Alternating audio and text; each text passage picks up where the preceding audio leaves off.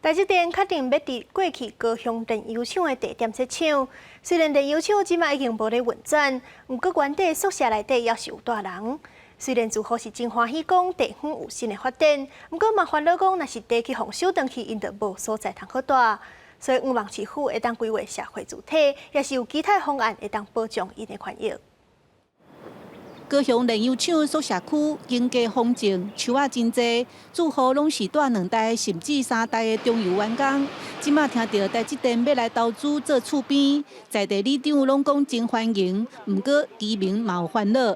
一个就是污染整治的问题，一个就是我们宿舍住的权利的问题。阮家住50-60年啊，其实这个应该是要还给我们啦。中油宿舍是日本时代起的，除了有公家宿舍，嘛有劳工主体。丰益宿舍区目前也有1157户，差不多4000人。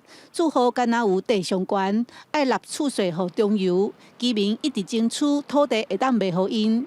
进前市府通过中油都市计划变更案，宿舍无伫范围内，居民真挂心。中油跟市府要一并列入考虑跟规划的，而不是你只规划了厂区的土地，然后把我们宿舍区的土地放到后面不规划，然后也不给我们一个说明。南漂过来的这些职工啊，他能够有机会进到这样的一个社宅，然后呢，二方面呢也能够跟这边在地的住户来协调，能够呢来解决这几十年来没有办法解决的劳宅问题。社会团体建议，甲宿舍区都更起社会主体。另外，进前丰益宿舍区有32间的建筑，互人提报文化景观也未定案。文书团体希望宿舍区的未来，公众会当参与决策，以免事后抗争。